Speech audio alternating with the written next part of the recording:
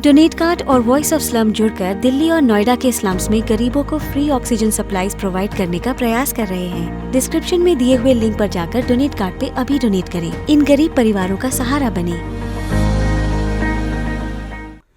तो आदाब, नमस्कार, गुड इवनिंग, सत श्री अकाल। एक बार फिर आप तमाम लोगों का स्वागत है क्राइम तक की कहानी के इस एपिसोड में। उम्मीद है पूरी फैमिली अच्छी होगी। आज दिल्ली में गर्मी काफ़ी है और इसीलिए बाहर की जगह पर आज कनॉट प्लेस में एक हमारा और स्टूडियो है, तो वहाँ से मैंने कहा कि आज कहानी करते हैं ताकि थोड़ी गर्मी से भी बचा जा सके।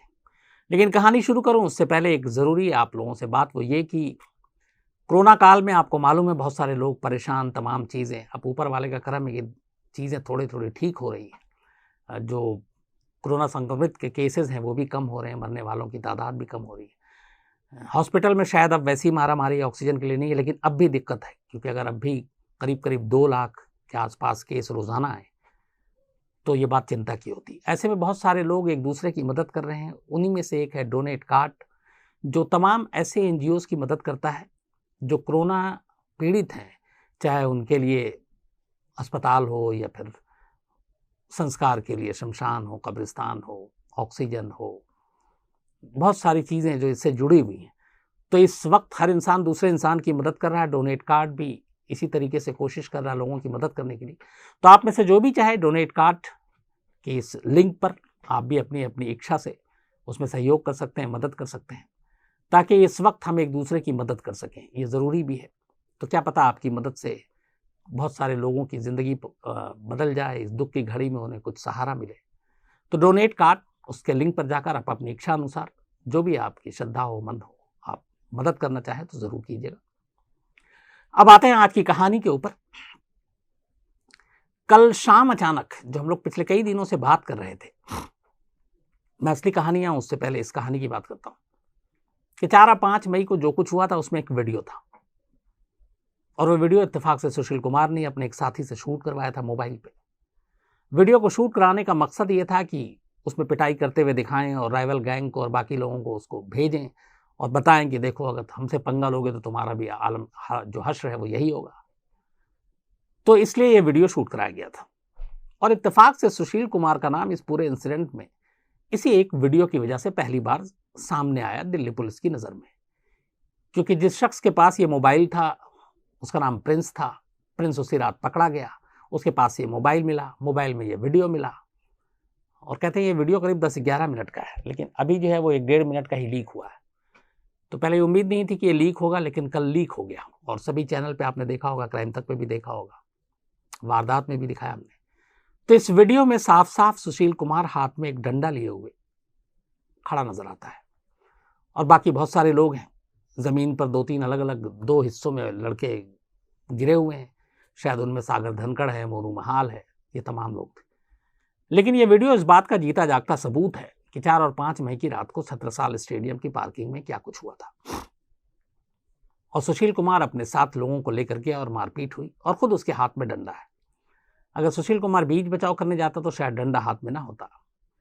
लेकिन ये वीडियो का पहला पार्ट है। उम्मीद यही है कि धीरे धीरे शायद बाकी के भी वीडियो सामने आए तो उसमें और चीज़ें पता चलेगी। लेकिन इस पहले वीडियो में सुशील कुमार कहीं खुद से किसी को पीटते हुए नहीं नजर आ रहा, लेकिन हाथ में डंडा जरूर है। तो आगे के वीडियो में है, जो हमारी खबर है वो ये है कि कुछ वीडियो में ऐसी भी है तस्वीरें जिनमें सुशील कुमार खुद पिटाई करते हुए नजर आता है। तो एक पुख्ता सबूत अदालत में बनेगा, और शायद यही वो वीडियो है जिसकी वजह से सुशील कुमार के पीछे दिल्ली पुलिस पड़ी, सुशील कुमार का इसमें रोल सामने आया, और उसके बाद उसकी गिरफ्तारी हुई। तो ये तरह वीडियो की बात। अब आते हैं, कई दिनों से आपको ये कहानी सुना रहा हूं, सुशील कुमार के पूरे इंसिडेंट के बारे में बात कर रहे हैं, लेकिन आज थोड़ा हटकर अलग। सुशील कुमार का जब भी नाम आ रहा है इस केस को लेकर, 2 और नाम आ रहे हैं। एक आ रहा है नीरज बवाना या बवानिया कहिए, और एक आ रहा है काला जठेड़ी। ये 2 गैंगस्टर हैं। दिल्ली में गैंगस्टर गैंगवार का पुराना इतिहास है, लेकिन अगर मैं मुंबई और बाकी शहरों से तुलना करूं तो कभी उस तरीके से या उस लेवल पे नहीं रहा। अलग अलग दौर में हुआ, अलग अलग दौर में गैंगवार हुआ, कुछ कुछ गैंगस्टर पन पे, लेकिन बहुत लंबा उनका यहाँ पे करियर नहीं रहा। शायद उसकी एक वजह है कि एक तो दिल्ली देश की राजधानी है, और इस तरह से गैंगवॉर हो तो दिल्ली की इमेज भी ख़राब होगी, और दिल्ली वैसे ही जो है आतंकवादियों के निशाने पर रहता है कैपिटल होने के नाते। तो यहाँ पे लॉ एंड ऑर्डर बहुत ज़रूरी है मेंटेन करना, क्योंकि सारे वीवीआईपी यहाँ हैं, पार्लियामेंट यहाँ है, प्रेसिडेंट हाउस यहाँ है, प्राइम मिनिस्टर यहाँ रहते हैं, मिनिस्टर यहाँ रहते हैं, सारे एम्बेसी यहाँ हैं। तो इन चीज़ों को देखते हुए दिल्ली में ज़रा सी भी लापरवाही नहीं बरती जा सकती। लेकिन बीच बीच में यहाँ पे गैंग वॉर और गैंगस्टर शुरू होता है।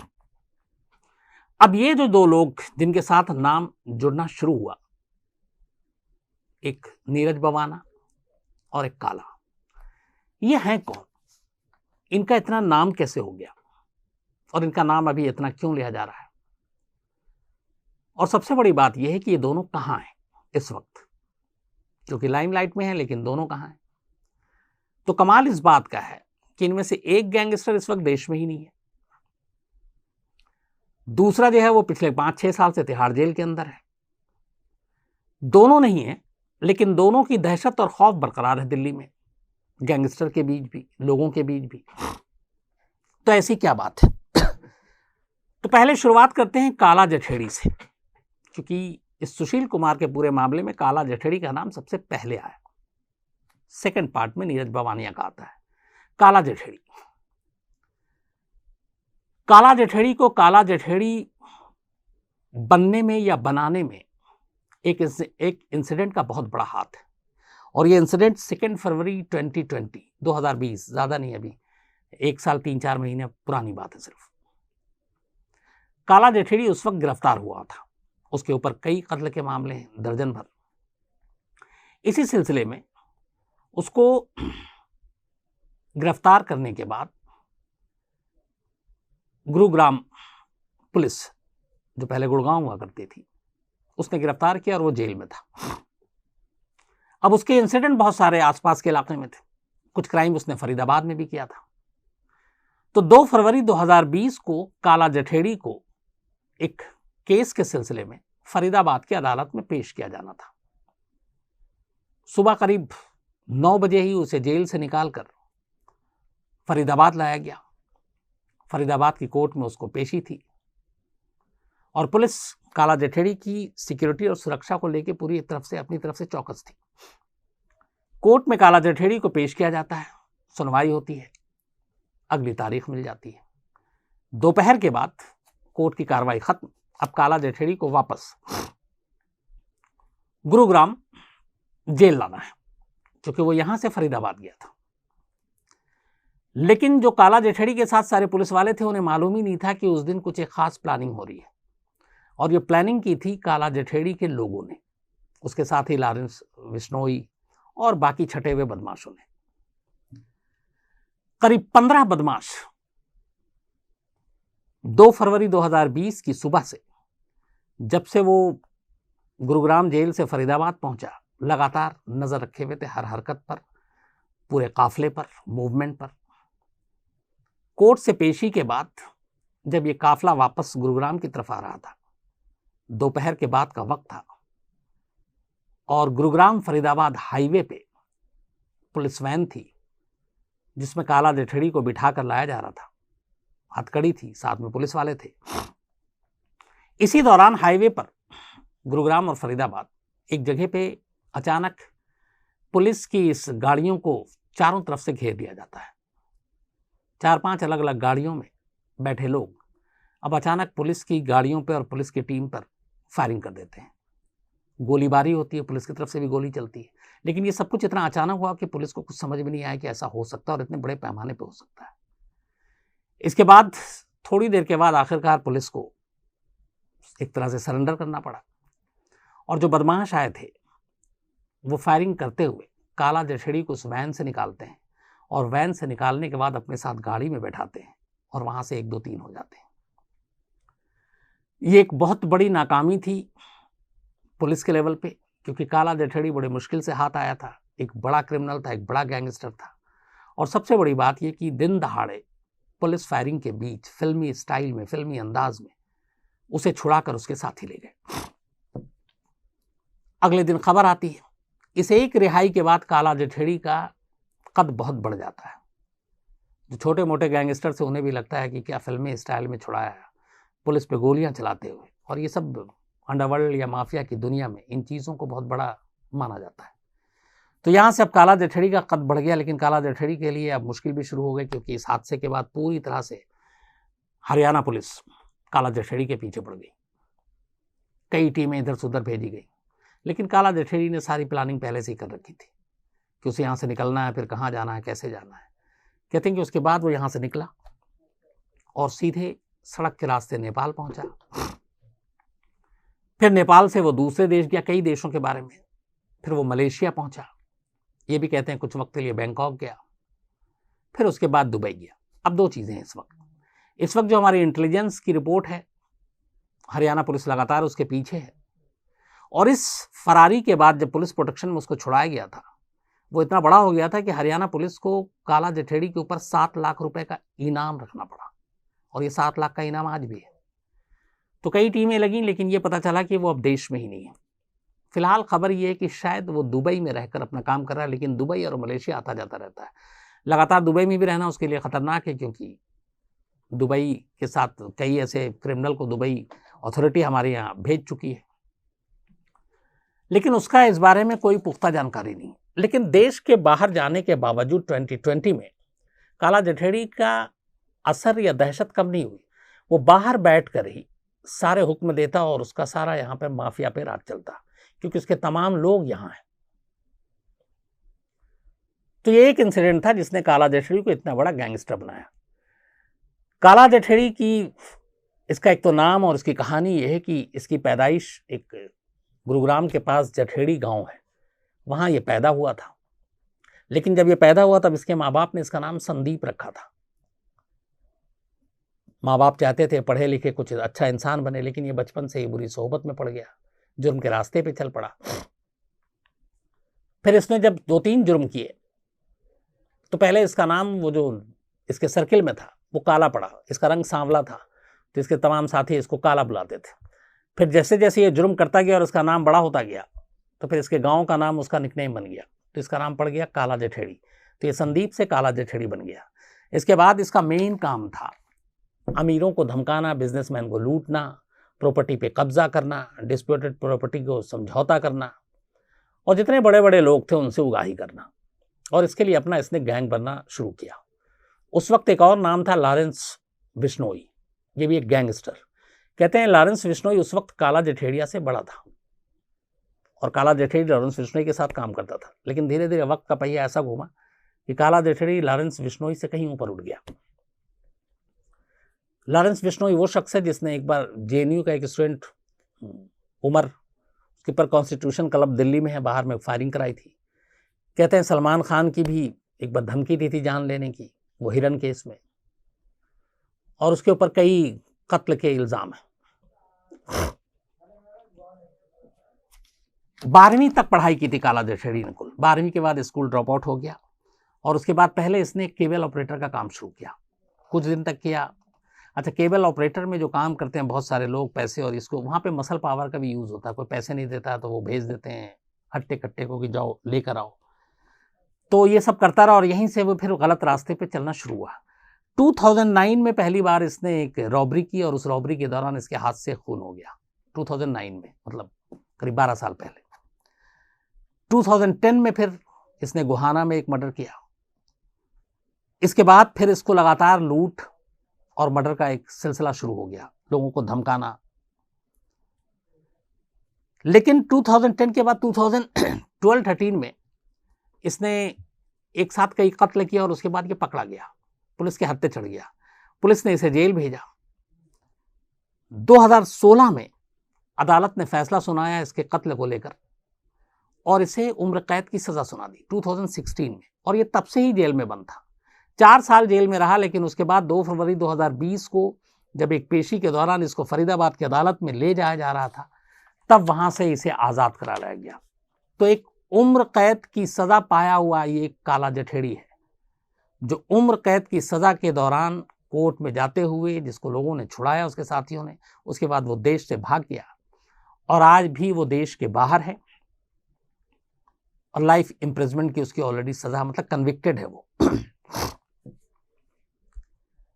तो ये तो काला जठेड़ी की कहानी हुई। इसके ऊपर सिर्फ हरियाणा नहीं, दिल्ली, पंजाब, यूपी, राजस्थान, उत्तराखंड, चंडीगढ़, इन सब जगह पे इसने क्राइम कर रखे हैं और इसलिए इन सब जगहों की, इन सब स्टेट की पुलिस को काला जठेड़ी की तलाश है और वो चाहते हैं कि काला जठेड़ी उनके हाथ लगे, क्योंकि बहुत सारे ऐसे लोग हैं जिनके से उगाही की है, बहुत सारे ऐसे नाम भी हैं जिनके तो कभी वो सामने ही नहीं आया कि काला जठेड़ी ने धमकी दी। जो पुलिस हैं, सोर्सेज, उनका ये कहना है कि काला जठेड़ी की दहशत इतनी है कि अगर उसका किसी के पास फ़ोन चला जाए, किसी इंडस्ट्रीज के पास, इवन नेताओं के पास या दूसरे गैंगस्टर के पास, बिजनेसमैन के पास, तो हिम्मत नहीं होती कि पुलिस के पास जाए। जो काला जठेड़ी मांगता है वो दे देते हैं। उसी तरीके से काला जठेड़ी ने फिर अपनी सारी चीज़ें बढ़ाई, प्रॉपर्टी और बिजनेस में आया, डिस्प्यूटेड प्रॉपर्टी पे कब्जा करना शुरू किया और यहीं इसी दौरान में 2012 के बाद सुशील कुमार एक नाम हो चुका था और उस इलाके में काला जठेड़ी के साथ उसकी दोस्ती हुई। और ये बात है जब काला जठेड़ी गिरफ्तार नहीं हुआ था। काला जठेड़ी गिरफ्तार हुआ था शायद 2013 के आसपास, लेकिन उससे पहले ही 8 में ही सुशील कुमार पहला मेडल जीत चुका था। तो काला जठेड़ी का एक नाम उस इलाके में। फिर काला जठेड़ी ने कुछ काम दिए। पहले ये भी कहते हैं कि काला जठेड़ी से सुशील कुमार ने मदद ली। सुशील कुमार को कुछ कई लोग आए कि हमारी ये प्रॉपर्टी है, ये है, उसने कब्जा कर रखा, छोड़ नहीं रहा है। तो सुशील कुमार ने काला जठेड़ी को कहा कि ऐसे ऐसे आप अपने पावर का इस्तेमाल कीजिए। तो काला जठेड़ी जो फिर सुशील कुमार के बिहाफ पे उसका काम करने के लिए धमकाया, ये किया और ऐसे में बहुत सारे काम हो गए। सुशील कुमार एहसान तले दब गया। फिर उसके बाद धीरे धीरे काला जठेड़ी ने सुशील कुमार का इस्तेमाल शुरू किया। फिर उसने कहा कि तुम्हारे पास इतने लोग हैं, अखाड़े में पहलवान है, यहाँ ये है, तो तुम भी ये सारी चीज़ें करो। तो सुशील कुमार इस तरीके से डिस्प्यूटेड प्रॉपर्टी के धंधे में कूद पड़ा। पहला रास्ता दिखाया उसे काला ने। अब ये रहा काला की कहानी। काला और सुशील दोनों दोस्ती हो गई। एक जिसके ऊपर 7 लाख का इनाम है, उससे काला जठेड़ी से सुशील कुमार बात करता है फोन पे, सारे रिकॉर्ड्स हैं। तो यहाँ पे ही सवाल उठता है कि ऐसा क्यों? एक ओलंपियन जिसका कोई दाग नहीं, जिसका कोई क्रिमिनल रिकॉर्ड नहीं, वो एक वांटेड क्रिमिनल के संपर्क में क्यों? उससे बात क्यों करता है? उसके लोगों के साथ क्यों रहता है? उसके साथ फोटो क्यों खिंचाता है? ये सारी चीज़ें थी। तो फिर बाद में पता चला कि उनका बिजनेस आपस में जो है वो क्या है। तो अब यहाँ पे काला जठेड़ी की कहानी को रोकते हैं, अब एक दूसरे गैंगस्टर पे आते हैं। फिर इन दोनों का बताता हूँ कि कैसे पिसा सुशील कुमार। तो काला जठेड़ी एक बड़ा नाम, लेकिन बाहर है इस वक्त 2020 से ही, शायद दुबई में, लेकिन उसका काम नहीं रुक रहा है, वो अब भी कर रहा है। अब दूसरा है नीरज बवाना, एक गैंगस्टर। इस वक्त कायदे से अगर दिल्ली में बात करें तो शायद ये 2 गैंगस्टर, दिल्ली और हरियाणा, ये जो पूरा बॉर्डर है, जो सबसे बड़े नाम है यही 2 हैं। एक काला जठेड़ी है और एक नीरज बवाना है। बवाना नाम असल में दिल्ली में एक ऑटर दिल्ली में एक गांव है छोटा सा। इत्तेफाक से देखिए दोनों गैंगस्टर की, काला जठेड़ी ने अभी अपना नाम उसका जो पड़ा उसके गांव के ऊपर, जठेड़ी। नीरज बवाना का नाम भी जो है वो नीरज नाम है, लेकिन बवाना गांव का रहने वाला है, तो उससे पड़ा। जब ये नाबालिग था नीरज, तभी इसने पहला जुर्म किया था, पहला कत्ल किया था। कहते हैं जब उसने ये कत्ल किया था तब इसकी उम्र 16 साल थी। शुरुआत में इसका नाम नीरज सहरावत रखा था इसके घर वालों ने, लेकिन ये जब क्रिमिनल बना तो फिर इसके गांव का नाम, एक असल में कुछ इलाकों में ये चलन है कि वो अपने गांव के नाम को अपने साथ मिलाना चाहते हैं ताकि थोड़ी उनकी धौंस और वो सारी चीज़ें हो। तो ये नीरज सहरावत था जो नीरज बवाना बना जब जुर्म की दुनिया में इसने एंट्री मारी। 16 साल की उम्र में इसने पहला कत्ल किया। कई चीज़ें अनिल काला और इसमें मिलता भी है। काला ने को उसको छुड़ा के ले गए पुलिस फायरिंग करते हुए। काला जठेड़ी के एक और इंसिडेंट जो मैं भूल गया, एक दिल्ली में जीटीबी हॉस्पिटल है, उसमें एक फज्जा नाम का क्रिमिनल का इलाज चल रहा था, पुलिस ने पकड़ा था। हॉस्पिटल में घुसकर काला जठेड़ी के लोगों ने फज्जा को छुड़ाने की कोशिश की, बाकायदा पुलिस टीम पे गोलियां चलाई और फज्जा को भगा ले गए। हालांकि बाद में उस क्रिमिनल फज्जा को दिल्ली पुलिस के स्पेशल सेल ने एक एनकाउंटर में ढेर कर दिया था। तो खुद काला जठेड़ी निकला पुलिस के चंगुल से गोलियां चलाते हुए उसके लोगों ने, फिर दिल्ली के जीटीबी जैसे हॉस्पिटल में घुसकर उसके लोगों ने फायरिंग की और एक साथी को छुड़ाया जो बाद में मारा गया। ये 2 इंसिडेंट सेम लगभग नीरज बवाना के साथ भी था। एक और गैंगस्टर था अमित भूरा। अमित भूरा को पुलिस ने पकड़ लिया था और नीरज जो था बवाना बाकायदा कोर्ट में जब पेशी के दौरान गोलियां चलाते हुए अमित भूरा को भगा कर ले गया था, सेम वैसे ही जैसे काला के साथ हुआ था। इस इंसिडेंट में जब कोर्ट में जो हुआ था, इसके बाद न सिर्फ भगा के ले गया बल्कि पुलिस के पास AK-47 राइफल थी, वो भी इन लोगों ने लूट लिया था। नीरज बवाना का काम करने का तरीका भी वही और उसका एरिया भी वही, लोगों से पैसे ऐंठना, धमकी देना, जमीन कब्जाना, प्रॉपर्टी कब्जाना, ये उसका बेस। और उसके गैंग में सारे एक से एक छटे हुए बदमाश, जैसे काला के गैंग में। लेकिन इन दोनों गैंग में कभी बनी नहीं। शायद उसकी एक वजह यह भी थी कि पहले इलाके सब अलग अलग थे। इनका जो पूरा क्राइम एरिया था नीरज बवाना का, वो अलग था। उसका मेन बेसिकली इधर हरियाणा और गुड़गांव और फरीदाबाद इस तरफ था, तो कभी टकराए नहीं। लेकिन बाद में एक ये भी कहते हैं कि इन दोनों के टकराव के पीछे कहीं ना कहीं बीच में कड़ी का काम किया सुशील कुमार ने। जब सुशील कुमार काला के साथ होना शुरू हुआ तो इस दौरान में नीरज बवाना के बहुत सारे लोग थे जो पहलवान थे और बहुत सारे ऐसे जानने वाले भी थे जो अखाड़े में आते थे। तो उनसे अब नीरज बवाना के साथ भी सुशील कुमार की दोस्ती शुरू हो गई थी, वो आगे आपको बताऊंगा। तो नीरज बवाना लगातार कत्ल करता रहा। 2013 में नीरज बवाना उस वक्त जेल में था करीब 1-1.5 साल से इसी मर्डर के सिलसिले में। लेकिन बाद में उसे बेल, एक तो जितने बड़े गैंगस्टर होते हैं ना, उन्हें शुरुआती स्टेज में पता नहीं कैसे एक मर्डर जैसे संगीन इल्जाम के बावजूद जमानत बड़ी आसानी से मिल जाती है। ये एक बड़ा सवाल है पुलिस की इन्वेस्टिगेशन पर और बाकी चीज़ों पर। लेकिन सेम यही हुआ कि नीरज बवाना, बहुत सारे दर्ज थे, कई मर्डर के मामले थे, वो अरेस्ट होता है। 2013 में उसे बेल मिल जाती है। वो बेल से बाहर आता है और बाहर आने के बाद फरार हो जाता है। बेल वेल सब खत्म, लेकिन अब पुलिस ढूंढ रही है और नीरज बवाना मिल नहीं रहा है। तो फिर उसको एक भगोड़ा घोषित कर दिया जाता है और इसके बाद वो एक को एक लोगों को धमकी देना शुरू कर देता है। उस वक्त एक दिल्ली में MLA थे, विधायक जसवंत राणा, ये खबर भी सारी चली थी, 50 लाख रुपए मांगे थे धमकी देकर। दिल्ली के कई और विधायक से उस वक्त, अच्छा आम लोग, बिजनेसमैन तक तो ठीक है, उस वक्त दिल्ली में सरकार थी, कांग्रेस की शीला दीक्षित मुख्यमंत्री थी। तो कहते हैं कि बहुत सारे विधायकों को फोन कर करके नीरज बवाना ने पैसे मांगे और कहा पैसे नहीं मिले तो फिर तुम्हारी जान चली जाएगी। और इतने दहशत में थे कि कई विधायक ने खामोशी से पैसे दे दिए। कई विधायक शीला दीक्षित के पास पहुंचे और उन्होंने उनसे गुहार लगाई कि हमें बचाओ, ये लगातार आए दिन इसकी मांग बढ़ती जा रही है और हम क्या करें, और ये धमकी भी दे रहा। तो उन्होंने अपनी अपनी प्रोटेक्शन की मांग की थी उस वक्त के मुख्यमंत्री से।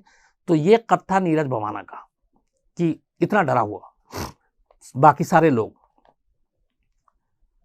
तो नीरज बवाना इसके बाद बेल मिलने के बाद भाग गया और उसके बाद इसने फिर अपना और गैंग बड़ा कर लिया। कहते हैं इसके गैंग में 100 से ज़्यादा लोग शामिल थे जो सिर्फ यही काम करते थे। और इस दौरान में भागने के बाद 2015 में 1.5 साल तक पुलिस ने, 2013 में ये भागा था बेल पे, उसका 2015 तक 1.5 साल बीत गए थे और दिल्ली पुलिस के ऊपर बड़ी दबाव था, प्रेशर भी था। इधर MLA को धमकाया जा रहा था कि नीरज बवाना का कद बढ़ता जा रहा था, लोग परेशान थे कि पकड़ो। तो बाकायदा स्पेशल टीम बनाई गई उसको पकड़ने के लिए। लेकिन 1.5 साल तक नीरज बवाना हाथ नहीं आया और इस दौरान में उसने बहुत सारे कत्ल किए। आखिरकार पुलिस ने करीब 35 से ज्यादा उसके गुर्गों को गिरफ्तार किया और उनके जरिए सबसे पता पूछते पूछते पूछते फिर 2015 में ही नीरज बवाना पुलिस के हाथ लगा एक एनकाउंटर में और उसके बाद पुलिस उसे फिर जेल ले गई। 2015 से लेकर आज तक नीरज बवाना तिहाड़ जेल में बंद है, 6 साल के करीब होने वाले हैं।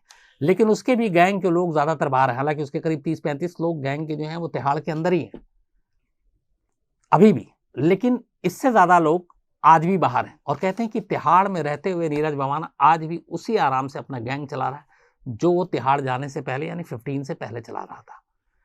चाहे वो उगाही हो, चाहे धमकाना हो, चाहे प्रॉपर्टी हो, ये सारी चीज़ हो। बल्कि नीरज बवाना की तो कहानी ये भी है कि इसके माँ और भाई को एक बार IGI एयरपोर्ट पे पकड़ा गया था और दोनों अपने साथ कारतूस लेकर एयरपोर्ट पहुंच गए थे तो, और जा रहे थे लेकिन पकड़े गए। तो ये नीरज बवाना एक गैंगस्टर, उधर काला। अब सवाल ये है कि बीच में सुशील कुमार, तो जैसा मैंने आपको शुरू में बताया कि काला के साथ, काला जेठई के साथ सुशील कुमार के रिश्ते बन चुके थे। थोड़ा सा अपने आप को लाइमलाइट में भी लाना कि देखो बड़े बड़े गैंगस्टर के साथ उठना बैठना है। फिर प्रॉपर्टी डिस्प्यूट के मामले में सुशील कुमार घुस गया। इस दौरान में धीरे धीरे नीरज भवाना के कई लोगों के साथ सुशील कुमार की उठना बैठना शुरुआत हो गई थी और उन्हीं के जरिए फिर नीरज भवाना के भी सुशील कुमार करीब आ गया। और ये भी इत्तेफाक की बात है, 15 से पहले जब नीरज भवाना गिरफ्तार नहीं हुआ था तो 15 से पहले सुशील कुमार और नीरज भवाना, अच्छा एक पहलवान और पहलवानों के साथ बड़े रिश्ते थे दोनों के ही, काला जठेड़ी के भी और नीरज भवाना के भी। और ये ओलंपियन तो बहुत सारी चीज़ें थी। फिर सुशील कुमार को शायद ज़्यादा पैसे चाहिए थे तो वो नीरज भवाना की भी धीरे धीरे करीब आता गया। बाद में ये बात जब अनिल काला जठेड़ी को पता चली तो वो नाराज हुआ था क्योंकि नीरज भवाना के साथ उसके 36 के आंकड़े थे।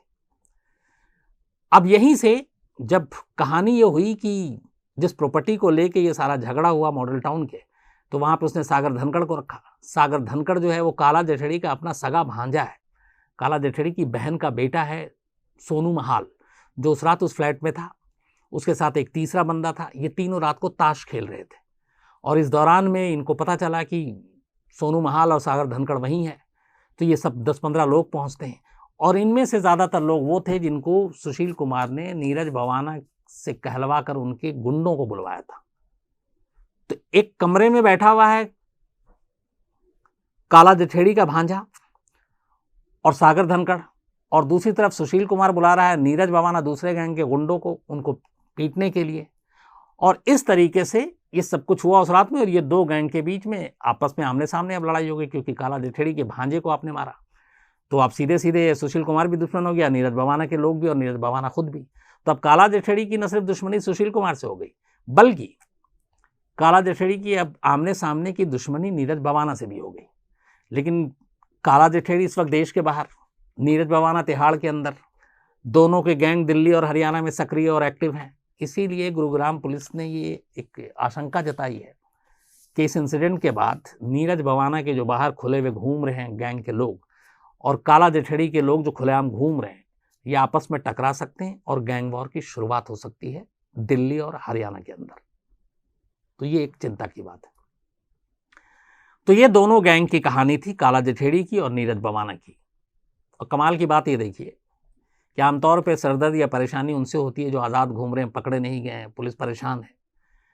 यहाँ जो दो गैंगस्टर हैं जो दोनों गैंग चला रहे हैं, दोनों नहीं है सामने। एक तो कस्टडी में ही है जेल के अंदर, दूसरा देश के बाहर है, लेकिन फिर भी पुलिस परेशान है। और ये सवालिया निशान इसलिए भी है कि आप जेल के अंदर रहते हुए अगर वो गैंग चला रहा है तो कहीं ना कहीं इसमें सवाल उठता है सिस्टम पर कि वो कैसे चला रहा है। आखिर वो अपने गैंग तक, अपने लोगों तक मैसेज कैसे पहुंचाता है। कोई भी जो इंसिडेंट या किसी को मारना धमकाना वो कैसे करवाता है। क्या इस चीज़ों को आसानी से तोड़ा, इस चेन को तोड़ा नहीं जा सकता? बिल्कुल तोड़ा जा सकता है अगर विल हो तो। लेकिन हमारे देश में सिर्फ इकलौता एग्जाम्पल नहीं है, बहुत सारे ऐसे गैंगस्टर अलग अलग जेलों में बंद हैं जिनके बारे में आए दिन खबर आती है कि वो जेल से उनका गैंग चल रहा है और वो चलाते हैं। तो वो जेल के अंदर हो या बाहर फ़र्क नहीं पड़ता, उनका धंधा वैसे ही चलता रहता है एकदम चकाचक। और यहीं पर सवाल सिस्टम पर उठता है। दूसरा बाहर है फिर भी वो चला रहा है, तो क्या हम उसके भी चेन को नहीं तोड़ सकते? आराम से तोड़ सकते हैं विल हो तो। लेकिन सब कुछ ऐसे ही चल रहा है। तो ये थी कहानी दोनों गैंगस्टर के बारे में, जिसकी जड़ में सुशील कुमार, जिसके बीच में सुशील कुमार पिसा या फंसा। अब आपसे मुलाकात होगी कल रात 9 बजे किसी नई कहानी के साथ। तब तक अपना ख्याल रखिएगा। Thank you very much.